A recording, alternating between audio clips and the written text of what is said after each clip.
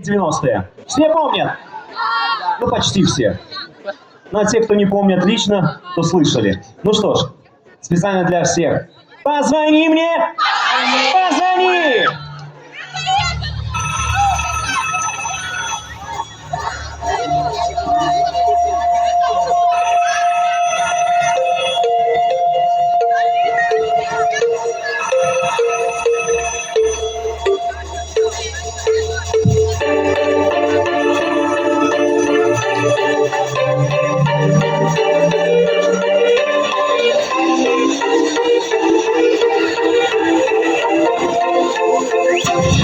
Позвони мне, позвони.